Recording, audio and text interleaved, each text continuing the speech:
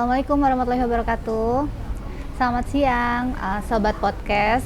Kembali lagi bersama podcast Kesehatan RSUD Kota Bogor dengan saya Dr. Hania Dantik Herunisa. Hari ini kita pada podcast episode 74 dengan tema bersama-sama berupaya mengakhiri TB. Oke, siang ini kita sudah kedatangan dokter narasumber, Dr. Koko Harnoko, spesialis paru. Silakan dokter, mungkin bisa perkenalan dulu. Oh ya, makasih Dokter Hania. Saya Dr. Koko Harnoko, spesialis paru. Saya dokter paru di Rumah Sakit Umum Daerah Kota Bogor. Gitu, saya kira. Dok. Iya, mungkin kita bisa langsung membahas aja ya dok dengan tema hari ini ya. Oke. Jadi kita hari ini akan membahas tentang TB atau tuberkulosis. Mungkin bisa dijelaskan dok, apa itu TB? Oke, ya terima kasih. Jadi kebetulan hari ini juga adalah hari tuberkulosis hari tuberkulosis sedunia ya. Jadi tanggal 24 Maret memang khusus sedunia memperingati hari World TB Day ya. Jadi hari TB sedunia. Jadi tuberkulosis itu adalah penyakit infeksi menular ya. Saya tegaskan ini infeksi karena bukan keturunan ya. Jadi seringkali orang selalu denial ya, menyangkal saya nggak ada keturunan TB. Jadi TB itu bukan keturunan ya. TB itu infeksi menular ya. Jadi infeksi ini disebabkan oleh kuman bakteri ya yang namanya Mycobacterium tuberculosis. Jadi bakteri ini berbentuk batang yang tidak kelihatan gitu ya, sehingga disebut batang tahan asam ya. Dan bakteri ini reproduksinya lambat gitu. Jadi hampir 60 kali dari bakteri biasa ya, seperti infeksi pneumococcus, streptococcus gitu.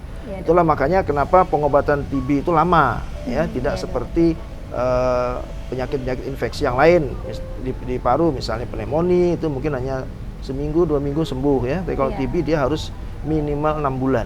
Ya. Jadi itu namanya tuberkulosis. Baik dok. Oke. Tadi sudah dijelaskan juga ya tuberkulosis itu apa dan juga bagaimana penyebarannya. Lalu mungkin dokter selama ini berapa banyak dok menangani pasien-pasien tuberkulosis di Rumah Sakit RSUD Kota Bogor dok? Mungkin ada gejala-gejala yang umum atau yang khas dari TB itu sendiri dok? Ya, jadi angka TB masih tinggi ya di Indonesia itu. Angka kesakitannya masih tinggi, kematian juga masih tinggi ya. Jadi tadi dalam acara konferensi pers hari ini kemungkinan ya, asumsinya dalam 1 detik ada sekitar 30 orang yang menderita TB di Indonesia. Ya, coba bisa dibayangkan berapa banyak itu jumlah penderita TB di Indonesia ya.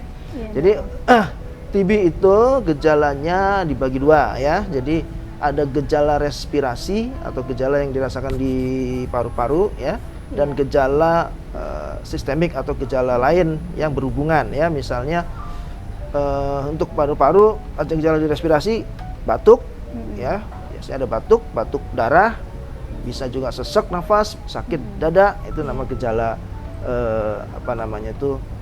respirasi.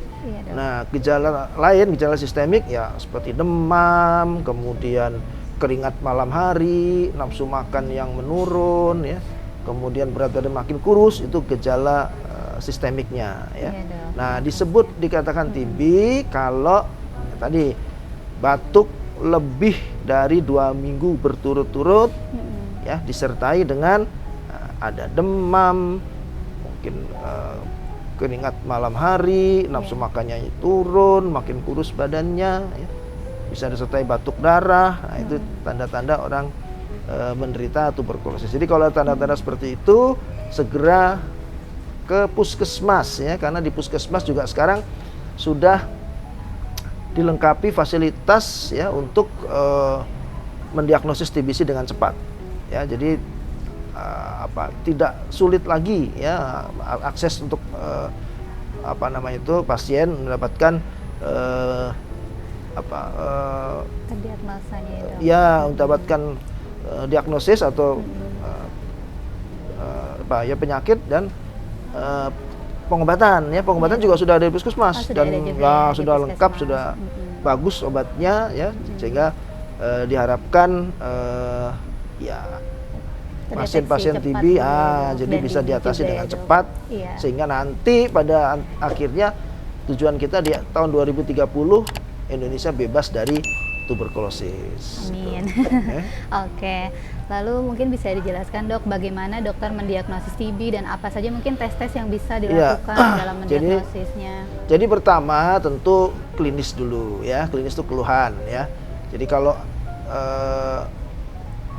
ada bapak ibu sekalian menderita atau mengalami seperti saya sampaikan tadi, ada batuk yang terus menerus lebih dari 2 minggu, kemudian serta batuk darah, ada keringat malam hari, nafsu makannya turun, makin kurus badannya, itu harus segera ke puskesmas. Nah nanti di puskesmas itu ada pemeriksaan namanya TCM atau dahak ya. Jadi diagnosis pasti TBC itu dari dahak ya.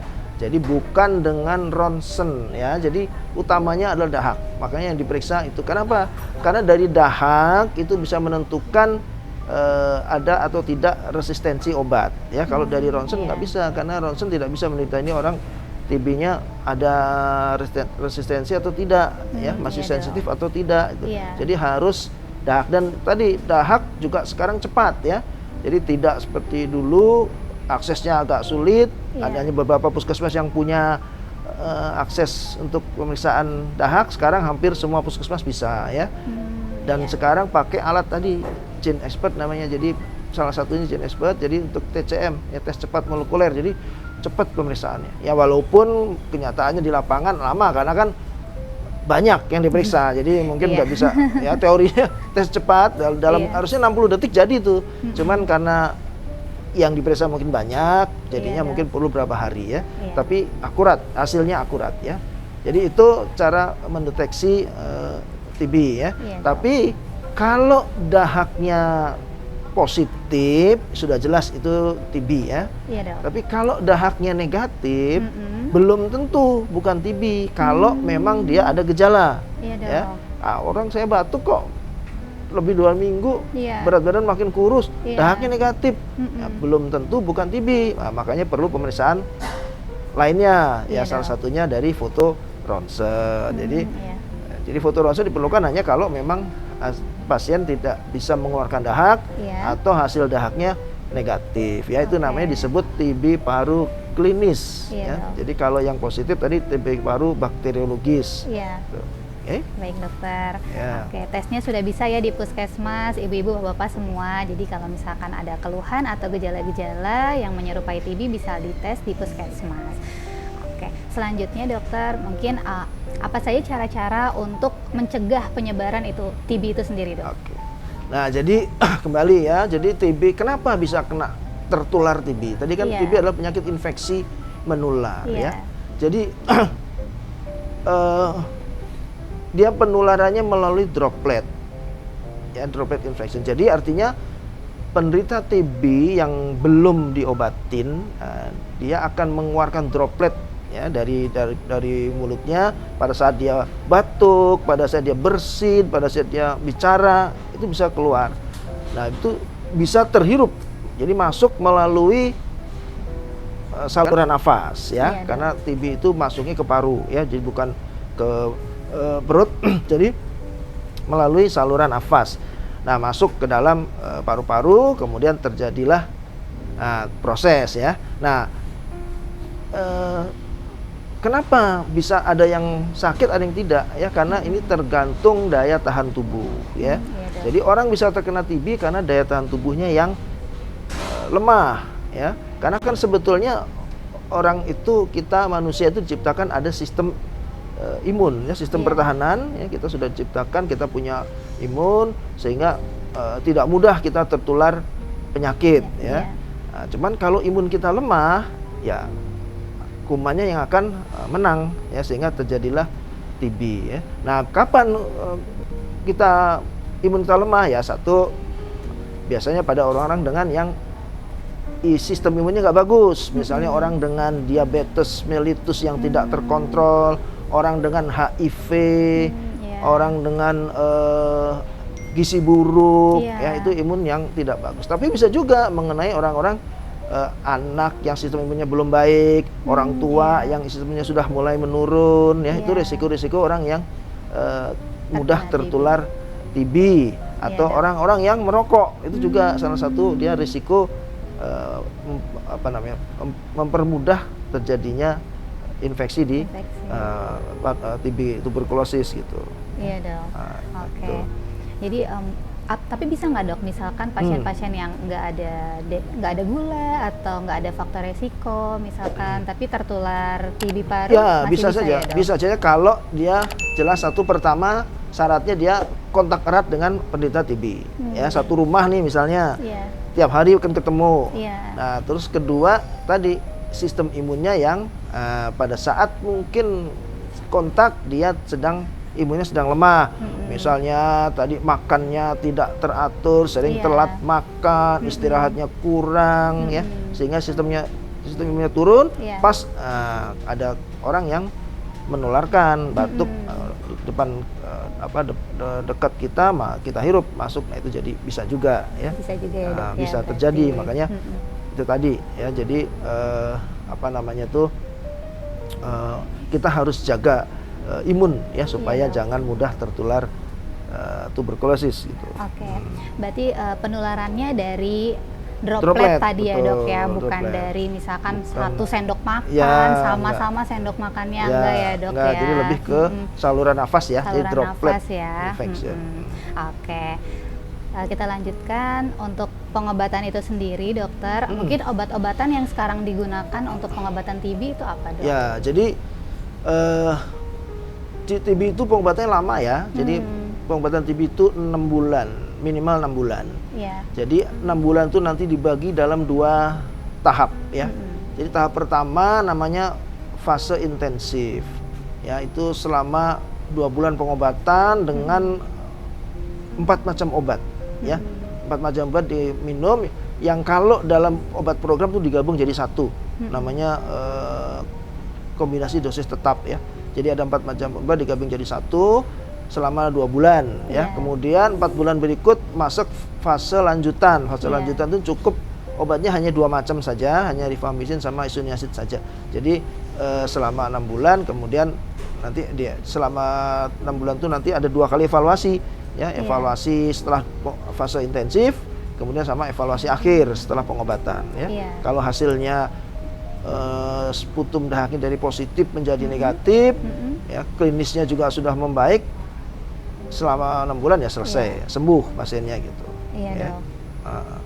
Ada kemungkinan nggak dok yang sudah pengobatan tuntas lalu kambuh lagi, bisa nggak dok?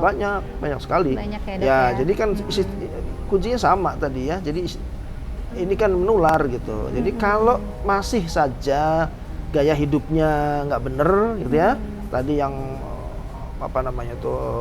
makannya tidak teratur ya, istirahatnya kurang, sering begadang, merokok, ya bisa saja terinfeksi kembali ya. Jadi oleh karena itu tidak ada kekebalan terhadap tuberkulosis ya. Kalau kita dulu ada cacar ya, orang kalau kena cacar sekali seumur hidup, jadi sudah nggak akan mungkin tertular cacar lagi. Tapi kalau TB nggak ada kekebalan, jadi bisa saja orang tuh berkali-kali kena TB gitu. Baik dokter, untuk misalkan nih dok, dokter kan pernah bilang, tadi kan bilang ya kalau misalkan cacar sekali seumur hidup, kalau TB kan terus-terusan ya dok ya bisa terkena. Mungkin ada pencegahan nggak dok, kayak seperti vaksin dan lain sebagainya yang bisa mencegah kita TB? Jadi terkena TB. Ya, jadi vaksin yang ada saat ini baru BCG ya. Jadi sekali lagi vaksin itu sama lah dengan vaksin COVID ya. Jadi vaksin itu tidak mencegah terjadinya infeksi, ya. Jadi kayak dulu kita udah divaksin COVID, kok masih kena COVID ya? Memang vaksin tidak mencegah infeksi, tapi kalau terkena infeksi tidak menjadi berat. Itu. Jadi vaksin BCG itu tadi, ya anak saya udah di BCG kok masih kena juga. Ya, tadi bukan mencegah terinfeksi, tertular atau sakit, tapi dia kalau sudah divaksin, kalau dia kena TB dia tidak menjadi berat. Gitu, ya. Nah, sekarang sedang dikembangkan itu untuk anak, BCG pada anak ya. Jadi dewasa belum ada. Bisa nggak BCG dewasa? Kita tidak rekomendasi kalau BCG pada dewasa ya. Jadi dewasa ini sedang dikembangkan ada vaksin yang sedang berjalan,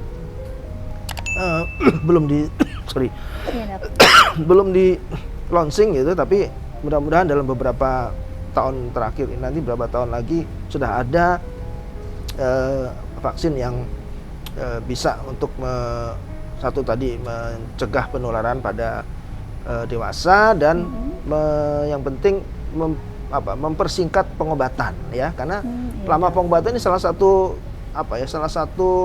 penyebab yang menyebabkan orang jadi tidak sabar kemudian putus dokter, ya betul. Itu PR kita itu ya, jadi orang banyak yang putus obat karena pengobatan yang lama itu ya.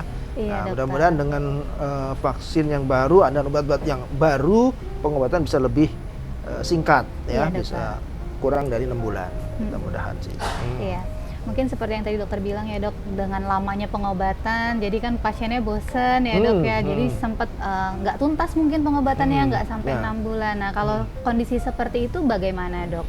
Ya, jadi itulah makanya sekarang sudah mulai banyak namanya TB-RO, TB resisten obat ya. Nah itu kenapa bisa terjadi resisten obat? Karena itu salah satunya ya, karena berobatnya tidak benar. Dia sering putus berobat ya, sehingga kuman itu kemudian bermutasi menjadi dia resisten terhadap obat TB ya. Nah itu risiko orang kalau berobatnya nggak benar ya kan terkena atau terinfeksi kuman yang resisten. Nah ini lebih susah lagi pengobatannya kalau resisten ya, karena obatnya juga belum banyak ya, tidak bisa diakses di semua tempat, hanya beberapa rumah sakit saja yang bisa. Kemudian efek sampingnya juga banyak ya. Jadi beberapa pasien itu mengeluhkan efek samping dengan obat-obatan yang TB-RO ini ya. Jadi karena itu jangan sampai jatuh ke TB resisten obat. Nah, gimana caranya? Ya tadi obat yang benar ya. Jangan sampai putus. Jangan sampai putus berobat, jangan sampai DO ya. Sehingga sampai tuntas selesai pasti sembuh. Iya dokter. Oke. Jadi ingat ya, jangan sampai putus dalam berobat karena nanti bisa resisten. Oke. Lalu mungkin ada tantangan nggak dok selama dokter mungkin bekerja di RSUD, apa ada tantangan dalam menghadapi pasien-pasien TB ini dok? Ya, saya kira bukan hanya di RSUD ya, jadi memang dokter. TB ini dulu waktu saya di puskesmas ya, saya di puskesmas tahun 93, 94 tuh, itu sudah ada program juga untuk TB, dan itu program itu targetnya Indonesia bebas TBC 2020 waktu itu saya ingat ya. Tapi sekarang udah 2025 TB masih banyak ya. Sekarang berubah ke 2030, tapi apakah nanti berhasil kita belum tahu ya. Nah kenapa? Karena emang tantangannya susah. Apa yang jadi tantangan? Karena satu, ini masalah stigma ya, stigma. Jadi masih banyak di masyarakat kalau orang kena TB itu dijauhi orang ya. Orang nggak mau berteman, nggak mau, bahkan dulu ada dulu saya di puskesmas ada dia pedagang gitu ya, pedagang kecil kena TB, itu nggak ada yang mau beli dagangannya ya, karena takut dengan TB-nya. Nah ini stigma yang harus dihilangkan, itu yang berat sampai sekarang ya. Oleh karena itu makanya kita harus terus ya, bukan hanya dari kita ya, juga kita bisa juga dari elemen masyarakat yang lain ya, untuk mengingatkan bahwa TB itu bisa diobatin kok ya. Jadi bukan penyakit yang kutukan gitu ya, menularnya sampai gimana ya dok. Artinya kalau udah kena TB sudah selesai game bisa diobatin, bisa sembuh bisa sembuh sempurna, sehat kembali, aktivitas seperti biasa ya. Tapi kuncinya satu, berobat yang benar, rutin sampai tuntas. Betul, itu yang rutin sampai tuntas. Iya, itu yang penting. Yang penting ya dok ya. Oke. Berarti bukan hanya dari kita dari lini rumah sakit saja ya dok, tapi dari lini masyarakat seperti puskesmas juga harus membantu sama-sama. Ya, kita gitu sudah banyak juga lembaga swadaya masyarakat ya yang berkecimpung di TB ini, seperti Kopi TB, ada juga kemudian dulu PPTI ya, itu juga itu LSM yang dibentuk untuk membantu kita, ya membantu medis untuk mengatasi atau ya ini salah satu supaya mau berobat, orang mau berobat gitu ya. Iya dokter. Oke. Mungkin apa saja masih lanjut? Udah di situ. Oke. Oh boleh. Oke, kalau gitu kita lanjut ya dok. Ada pertanyaan beberapa dari sobat-sobat podcast di YouTube ya. Nah, kita coba lihat ke pertanyaan pertama. Mungkin dokter, suami saya TB paru tapi sedang masa pengobatan. Apakah masih bisa menularkan atau tidak dok? Ya, oke. Jadi gini, tadi ya masih pengobatan itu, ini sering juga ditanyakan pasien ya. Jadi TB itu kan berobatnya lama. Jadi selama 6 bulan ya. Jadi 2 tahap, 2 bulan pertama dan 4 bulan. Kenapa? Kok ada 2 tahap obatnya berbeda ya? Jadi pada 2 bulan pertama itu jadi ini, yang membuat orang sakit itu, yang membuat kenapa kita batuk darah, kenapa kita demam itu sebetulnya kuman TB yang aktif. Ya, kuman TB yang aktif ya. Nah, itu akan mati dalam waktu 2 bulan pengobatan ya. Cuman kuman TB dalam paru itu tidak hanya kuman yang aktif saja. Dia juga ada kuman yang tidak aktif atau yang disebut dorman. Yang istilahnya bertapa, yang suatu saat bisa bangun. Nah, kuman dorman ini dia apa? Di dalam kapsul gitu. Jadi obat tidak bisa membunuh kuman yang dalam kapsul. Ya, jadi 2 bulan pertama itu membunuh kuman yang aktif. Nah, kalau kuman yang aktif itu mati, pasti gejalanya hilang. Makanya orang setelah 2 bulan pengobatan tuh udah nggak ada gejala. Nah, makanya sering kali orang putus di situ karena merasa sudah sembuh. Sudah sehat.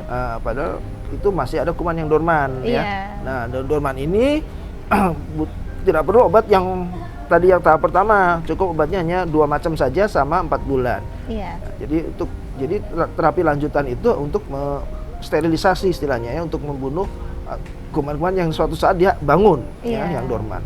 Nah, teorinya jadi tergantung satu pertama banyak sedikitnya kumannya ya. Kalau kumannya tidak banyak, tidak sedikit gitu, itu biasanya 2 minggu pertama sudah negatif ya, sudah tidak menular ya. Tapi kalau amannya sih 2 bulan. Setelah 2 bulan pengobatan, kalau itu dia TB-nya sensitif obat ya, nanti dicek itu biasanya sputum ya. Kalau udah negatif berarti sudah tidak menular lagi ya. Jadi nggak masalah ya. Jadi kontak dengan orang lain nggak masalah gitu. Jadi kapan kita nggak boleh kontak ya, amannya 2 bulan pertama ya. Tapi setelah 2 bulan pengobatan apalagi sudah ada hasilnya negatif ya udah nggak masalah. Juga rutin berobat juga ya dok ya, minum obatnya rutin. Oke, amannya 2 bulan ya dok. Oke, lalu lanjut pertanyaan kedua. Selamat siang dokter, izin bertanya apakah sekarang TBC sudah ada obat penyembuh totalnya atau masih pencegahan? Apakah kalau orang terkena TB harus memisahkan alat makan dengan keluarga lain? Mungkin tadi sudah dijawab juga ya dok. Jadi kalau pengobatan ada semua obatnya sembuh ya. Nah, kalau pencegahan beda. Ini sekarang gini. Ini mulai dikembangkan mengenai terapi pencegahan tuberkulosis. Dok. Ini baru-baru saja. Jadi gini. Jadi kalau di dalam satu rumah tangga, satu keluarga ada seseorang yang terinfeksi TBC, jadi terdiagnosis terdeteksi TB paru, itu orang satu rumah harus dicek atau dites. Nah, dites, kalau dia positif TBC berarti harus diobatin ya. Tapi kalau tidak ada gejala ya, tapi hasil tes positif ya, jadi tes positif itu tes IGRA atau mantuk tes ya. Kalau mantuk tesnya positif tapi nggak ada gejala, dia harus diberi namanya terapi pencegahan tuberkulosis TPT ya. Nah, dia tidak sakit tapi hasil tesnya positif, dia harus diberi terapi pencegahan. Nah, terapi pencegahan itu diberikan hanya 3 bulan. Obatnya hanya 3 bulan dengan regimennya rifampicin dan isoniazid saja, yaitu Iya, Dok. pencegahan ya. Oke. Tapi kalau dia sakit ya harus diberi terapinya 6 bulan yang Iya. tadi ya. Nah, jadi pengobatannya ada memang. Sampai ya. sembuh juga ya, Dok, Sembuh, ya. banyak masalah ya. Iya. Nah, terus kalau mengenai makan tadi ya, jadi